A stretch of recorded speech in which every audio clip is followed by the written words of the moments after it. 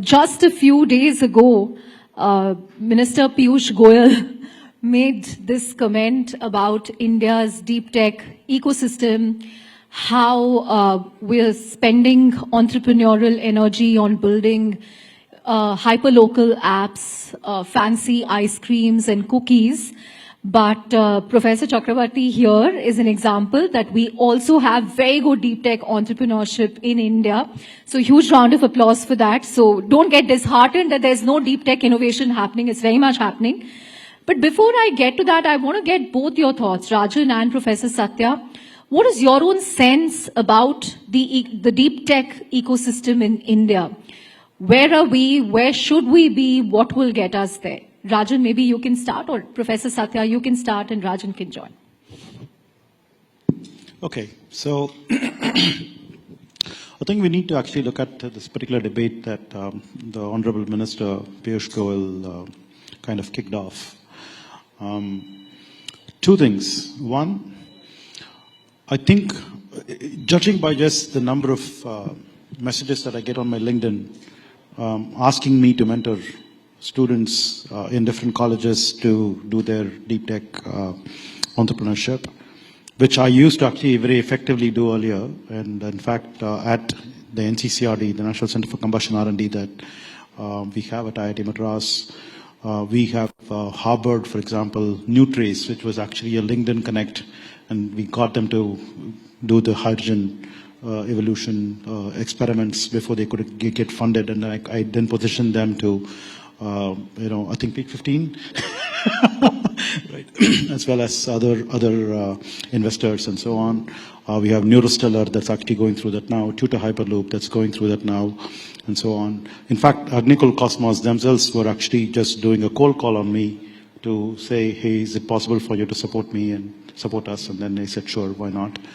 So I used to do that very effectively, but I'm not able to do that because the number of such messages is now exploding. So on the one side, we clearly see that there are students from all across the country, not just the IITs or any other so-called reputed institutions, but it doesn't matter what the institution is that they are from. They are all out there wanting to actually do this, raring to go. This is on the one side of the story. The other side that you have to actually look at is, what are we actually comparing with? We are comparing with China in that particular debate. And China definitely has, in the last 10 to 20 years, gone leaps and bounds ahead of the rest of the world. It's not just about getting on par with the West. They've actually gone well past the West. Right. Right? So are we there? The point is, we are not yet there. But are we getting there? The answer is yes, because what are we talking about is what we call as exponential technologies. So in exponential technologies, we are actually at the lower end of this bend, right? I am particularly optimistic that by the end of this decade, we will actually see for sure that there will be a huge amount of work that happens in deep tech that's a lot more visible, and we will not really have this debate anymore, and we will know that it's actually a matter of time, and it's actually about when rather than if. And I seriously think that that's going to happen in the next 5 to 6 years. That's good to hear that we will get there, and end of this decade is not too far away. It's 5 years, give or take.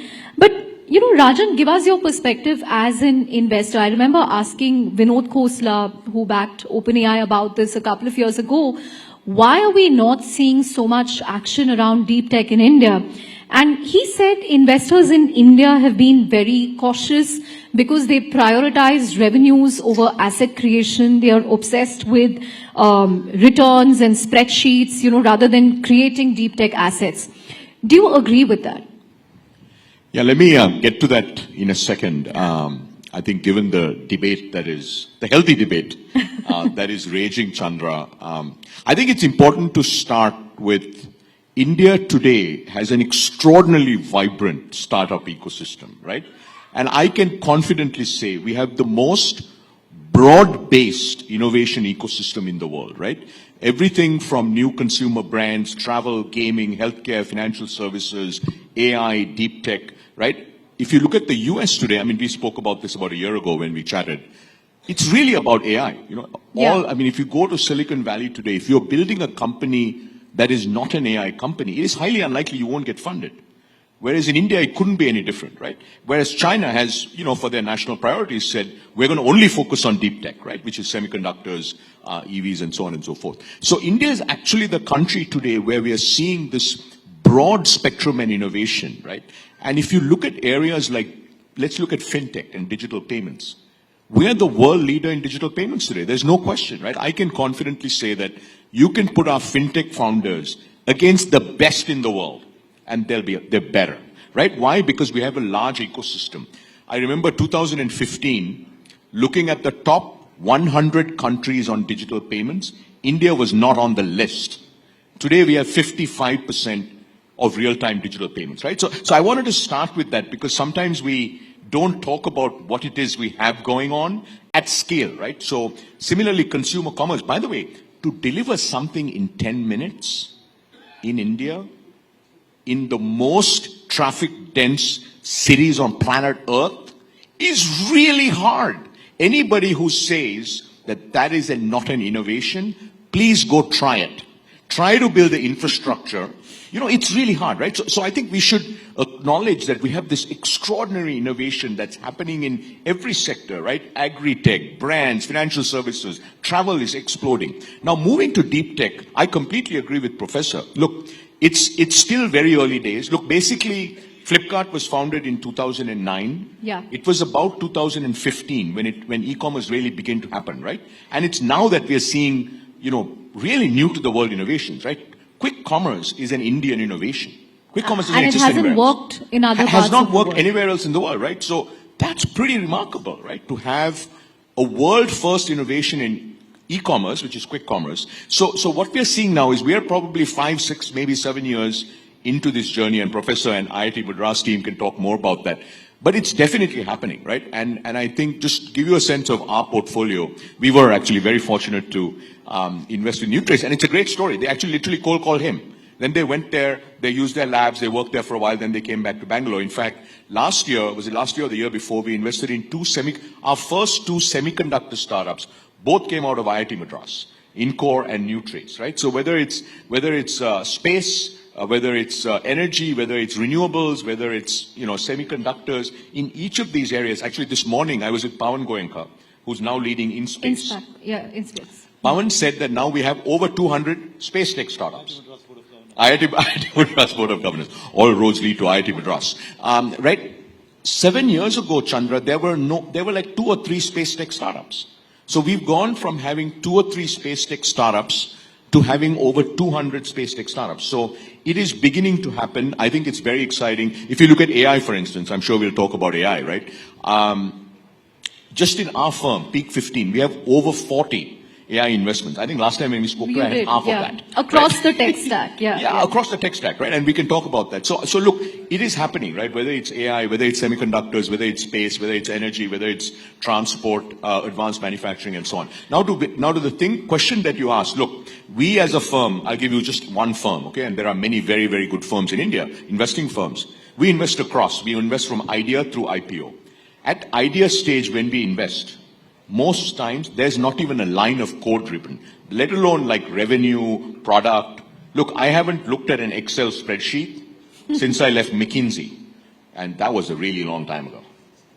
You know, because then I went to Google and Microsoft and all these places. So look, basically, I think that is absolutely not correct. I think what India needs, and I'll wrap with this and we'll spend more about this, is we need a lot more resources going into R&D.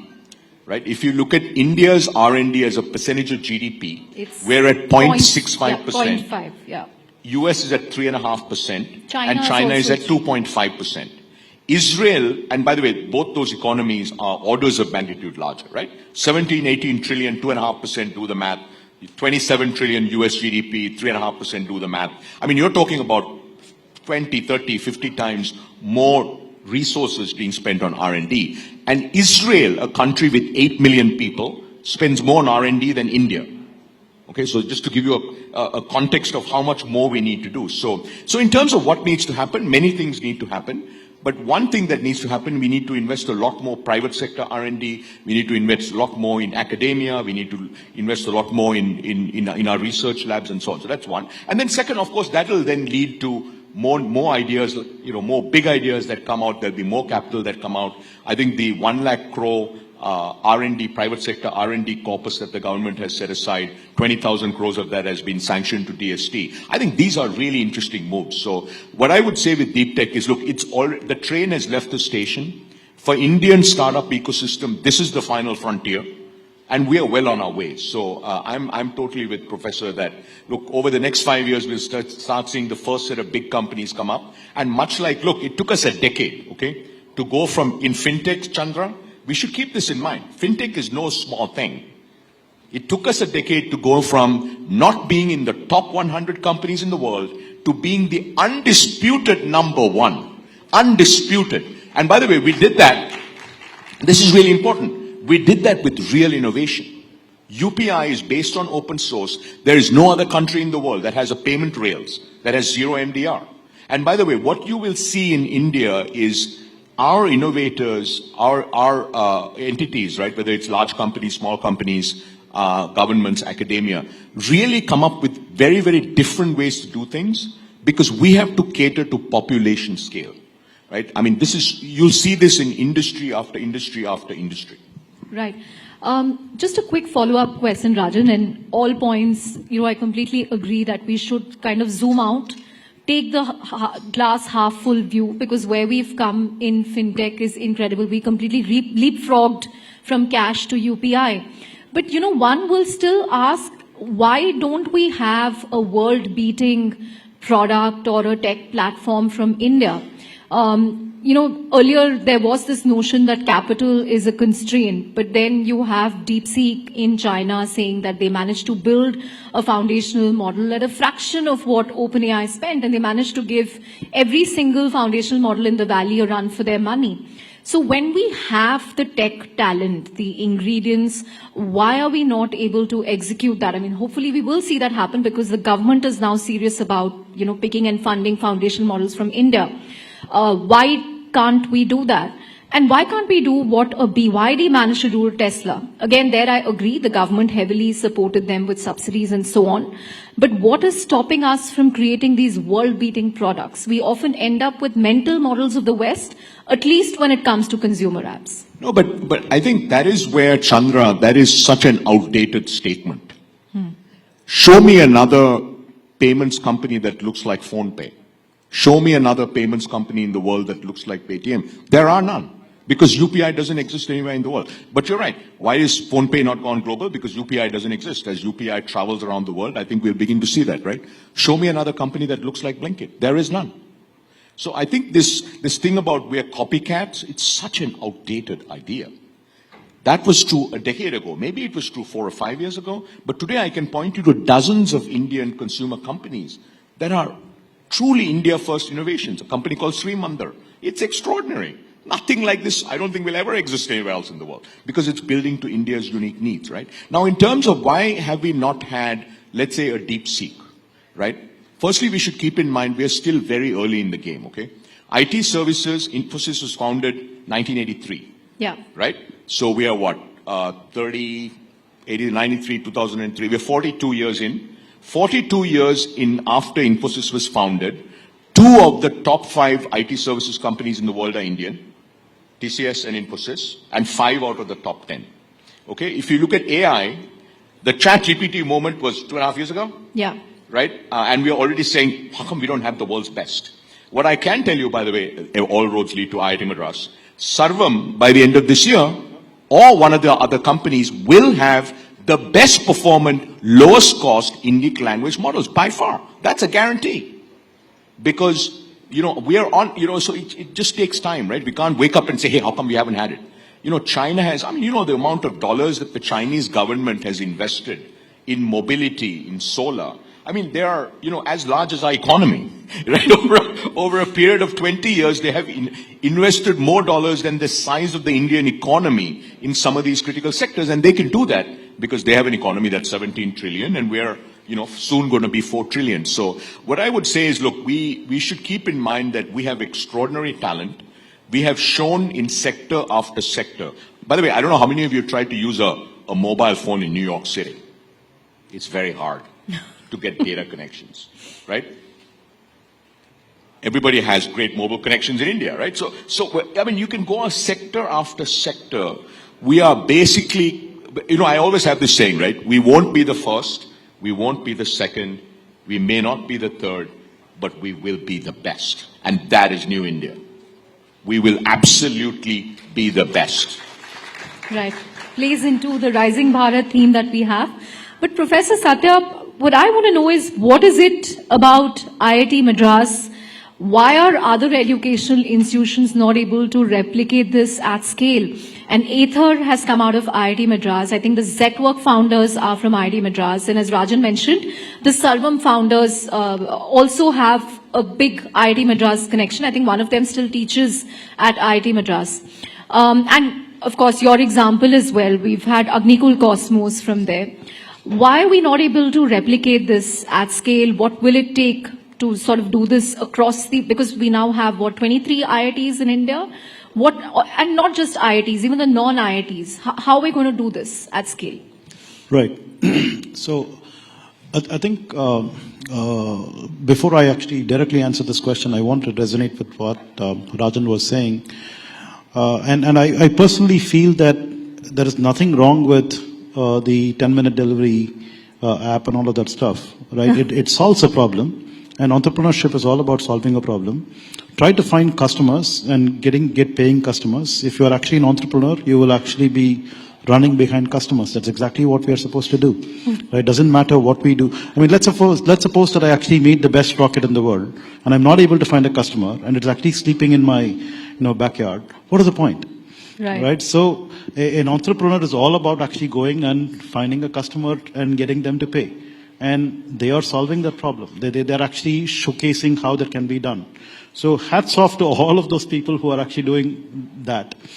Don't belittle them at all. That's a great endorsement. Right? Yes. Yeah. The second point is that let them actually go ahead and make their money, exit, and then become billionaires so that they can actually go fund deep tech startups. Otherwise, how am I going to get Okay, now we know why you're all for quick commerce, because you want them to get a good exit and fund. So you look at a typical, IIT, and okay, since you actually said that IIT Madras is different, okay, let's look at all the other IITs where these people are actually going out and making these 10-minute, apps and all of that stuff, and then making their money and becoming zillionaires, right? In their next avatar, they would be like, oh, is that all there is? What am I going to do with this money? Let me go chase this professor who, right? Okay. Right. So it's actually good for us. So I think wealth creation in the country is actually, first of all, very important. Okay, we are in this phase where we need to first of all create wealth for everyone, and then we will think about whether we are actually doing deep tech and is it deep enough and all those kinds of quibbles. That is, and we're kind of somehow assuming that if you just do deep tech, India is actually going to be very proud about it and all those things. But finally, is it actually going to really do something to the GDP, right? And is it going to actually do something to the well-being of the average Joe on the street? So we have to actually be very clear about all these things. It's one thing to be very elitist and then say that we have to be doing deep tech, right? But the other thing is, what is it actually going to translate in terms of, so we have to look at what's the value we are creating. So I'm not saying we are not creating value. In fact, I will vociferously talk about what we do as something that will create value for the country, the GDP for the country and so on, because like for example, 2 months ago, we had this deal that we struck at E-Plane with an air ambulance company that was saying that they will want to place an order for about 788 ambulances, which would actually fetch us a revenue of more than about $1 billion. And somebody was pointing out, wait a minute, Zoho actually took like so much time to actually get to $1 billion revenue, and you guys are just signing deals even before you make the plane. The answer is we are making a plane, right? So, right, so making a plane means that it will actually create value. So there is no doubting that deep tech will actually create value, but that is not to say that we have to actually belittle anything else that's going on that's already creating value by leaps and bounds, right? And then contributing to the economy. So that's the main point. Coming back to the question of why IIT Madras, I don't know. The answer, right? The answer is we just happen to be that kind of DNA. So we have a DNA at IIT Madras. So go I back. have to tell you this interesting anecdote. So I was speaking to a founder from IIT Madras who's, built a factory and he's manufacturing components for the aerospace industry. And I told him, so you never thought about doing a consumer app? He said, I'm from IIT Madras. I'm not going to build a delivery Right. app. So he said it very matter of fact. So that's the kind of environment that we have, right? So let me actually flip the coin.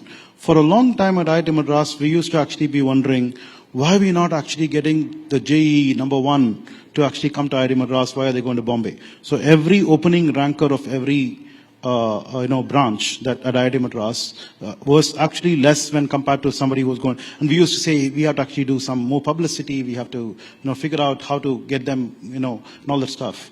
Well, if you go to some other place, you're actually in an environment, you probably do something else. But no matter what's your rank, you actually come over here, you end up actually being in this particular DNA setting where you end up doing deep tech.